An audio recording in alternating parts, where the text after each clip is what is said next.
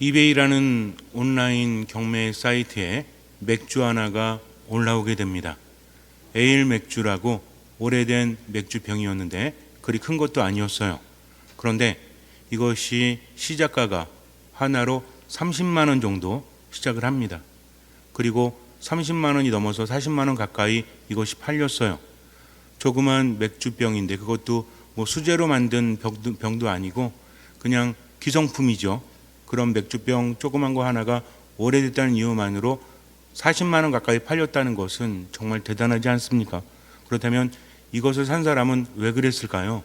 돈이 남아 돌아서, 물론 오래된 맥주이기 때문에 수장 가치는 있지만 그래도 이건 좀 심하다라는 생각을 사람들은 했습니다. 그런데 3일 뒤에 이 맥주가 다시 이베이 경매 사이트에 올라와요. 그 사람이 다시 팔게 된 거죠. 그런데 놀랍게도 5억 원 정도의 가치에 이것이 낙찰됩니다.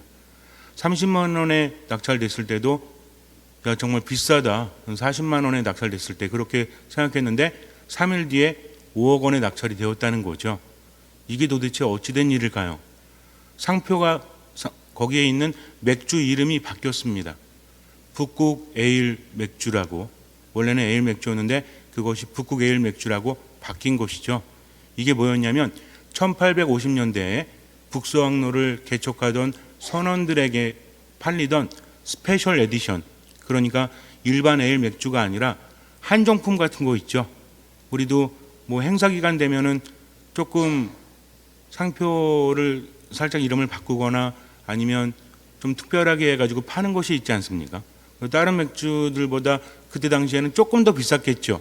그런데 지금은 그것이 한정 판매된 스페셜 에디션이기 때문에 그 가치가 대단해서 맥주 애호가나 수집가들에게 있어서 이것은 골동품과도 같은 것이기 때문에 5억 원의 가치를 지녔다고 합니다.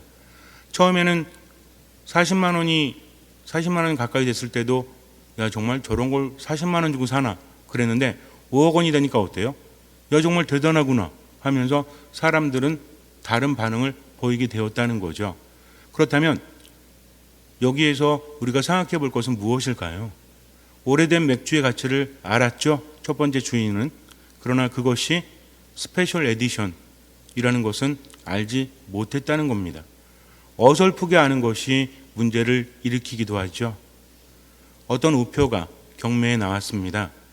그런데 그날의 가장 최고의 경매품은 아니었어요. 왜냐하면 그 우표는 전 세계에 2장이 존재하는 것이기 때문에, 만약에 한 장이었다면 이거는 굉장히 비쌌겠지만 2장이기 때문에 그리 비싼 가치가 없었어요. 사람들은 다른 경매에 주목을 합니다. 우표가 나왔습니다. 사람들은 뭐 세계에 2장이 있는데 가치가 뭐 그리 크겠어? 대단하긴 하지만 유일한 건 아니잖아요. 그래서 경매에 나왔을 때 사람들은 별 반응을 보이지 않습니다. 뭐 비싸긴 했지만 살 사람은 있었지만 그것에 대해서 정말 이거 사야 되겠다 하면서 적극적으로 달려드는 사람은 없었어요. 그런데 유독 한 사람이 그것을 사려고 합니다. 어느 정도 가격이 올라가다가 낙찰이 돼요. 다른 사람이 포기했기 때문에. 그런데 그 사람이 많은 사람들 앞에서 우표를 받자마자 찢어버렸습니다. 깜짝 놀랐죠. 미친 거 아니야? 아무리 세상에 2개 있다고 할지라도 그래도 대단한 건데 저걸 왜 찢지? 그런데 그 사람은 우표 한 장을 이미 가진 사람이었어요. 그러니까 이 사람은 어떻게 했습니까? 또 한 장을 사면 자기가 2장을 가진 거죠. 근데 그걸 찢어버렸어요. 어떻게 됐을까요? 자기가 지닌 것이 유일한 한 장이 되어서 가격이 엄청나게 뛰어 올랐다고 합니다. 처음에 사람들은 야 뭐 세상에 2개 있는 것을 왜 사나? 이것도 대단하긴 하지만 유일한 건 아니었으니까. 그러나 그 사람은 알고 있었다는 거죠. 숨겨진 가치, 그것이 자산이든 무엇이든 숨겨진 가치를 볼 줄 아는 사람이 성공을 하고 그런 사람이 많은 것을 얻는 것이 세상의 프레임이라고 합니다. 신앙도 마찬가지고 우리의 삶도 마찬가지죠.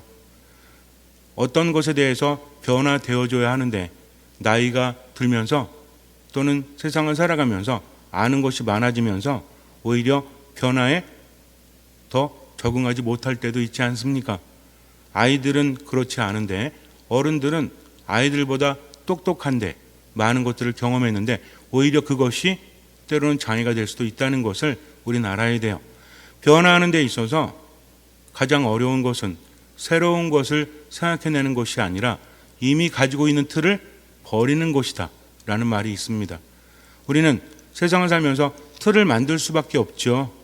어떤 생각을 하고 어떤 말을 하고. 그래서 사람마다 그렇잖아요. 걸음걸이도 비슷하죠.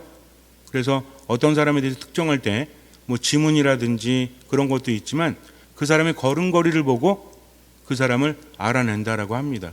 그래서 요즘에는 범죄자를 잡을 때도 CCTV 같은 것을 통해서 걸음걸이를 보고 그 사람을 판단하기도 하죠.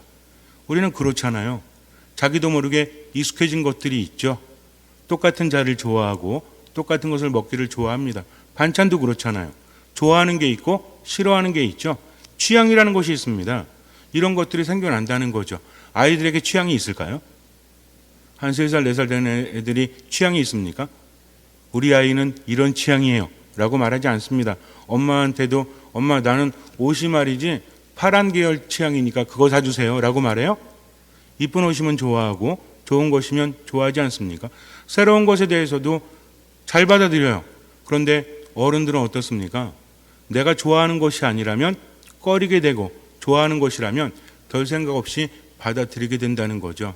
이것이 틀입니다. 좋아하는 유형들이 있죠. 사람에 대해서도 이런 사람은 이런 스타일이니까 좋다. 이런 사람은 저런 스타일이니까 싫다라는 생각을 합니다. 여러분들도 그러시죠? 안 그러세요? 저도 가끔 그런 생각을 합니다. 본당을 이동할 때마다 느끼는 게 뭐냐면 얼굴만 바뀌었어. 성당에 앉아있는 자리, 말하는 것 들어보면 그분이 여기 오신 것 같아요. 무슨 얘기인지 아시겠습니까? 겉으로 볼 때는 다른 외모지만 말하거나 행동하는 거 보면 비슷비슷한 사람들이 많이 있다라는 거죠. 근데 이것도 하나의 고정관념입니다.